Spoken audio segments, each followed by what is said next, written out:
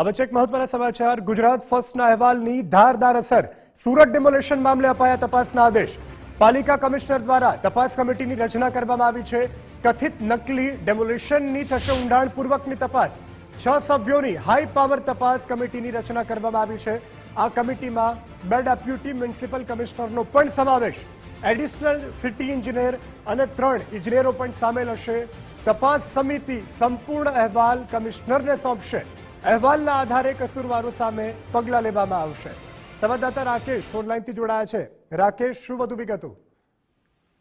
बिल्कुल प्रसारित है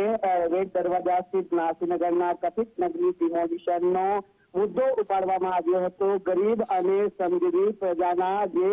100 થી વધુ જેટલા કાચા પાકા મકાનો છે તે પાલિકા અને પોલીસ બંદોબસ્ત વચ્ચે છે તે બુલડોઝરથી તોડી નાખવામાં આવ્યા હતા ત્યારે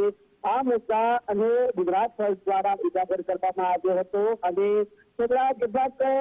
દિવસોથી જે ચાલી આવેલી આ વિવાદને લઈને ગુજરાત ફર્સ્ટ દ્વારા પડે પડની અપડેટ અને અધિકારીઓના કાન મળવાનું પણ કામ ગુજરાત ફર્સ્ટ દ્વારા કરાયું હતું ગરીબ અને શ્રમજીવી પ્રજાને ન્યાય મળે તે દિશામાં પ્રયત્ન કરાયા હતા અને અંતે હવે સુરત મહાનગરપાલિકા કમિશનર દ્વારા હાઈ કમિટીની રચના કરવામાં આવી છે પાલિકા કમિશનર એમ નાગરાજન દ્વારા એક હાઈ કમિટીની રચના કરવામાં આવી છે જેમાં 6 જેટલા સભ્યોનો સમાવેશ કરવામાં આવ્યો છે આ તપાસ કમિટીના સભ્યોમાં 2 ડેપ્યુટી મ્યુનિસિપલ કમિશનર એક એડિશનલ સિટી એન્જિનિયર 2 કાર્યપાલક એન્જિનિયર અને એક ડેપ્યુટી એન્જિનિયરનો સમાવેશ કરાયો છે તપાસ કાર્યવાહીનો અહેવાલ રિપોર્ટ આજે પાલિકા કમિશનરને રજૂ કરવા માટેના આદેશ પણ કરવામાં આવ્યા છે મહત્વની વાત છે કે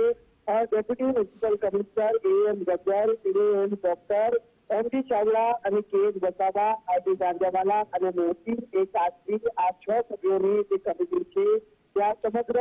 કથિત નકલી ડિમોલિશનની તપાસ કરશે નાસિરનગરના 100 થી વધુ કાચા મકાનોના કથિત નકલી ડિમોલિશનની કમિટી દ્વારા ઊંડાણપૂર્વકની તપાસ કરી અને સંપૂર્ણ જે અહેવાલ રિપોર્ટ છે તે પાલિકા કમિશનર કરવામાં આવશે અને આ રિપોર્ટના આધારે હવે જે જવાબદારી નક્કી કરી કસૂરવારો સામે કાયદેસરના કડક પગલાં ભરવામાં આવશે કે સસ્પેન્ડ લઈને પોલીસ ફરિયાદ સુધીની પણ કાર્યવાહી થઈ શકે છે જી રાકેશ જાણકારી બદલ આભાર।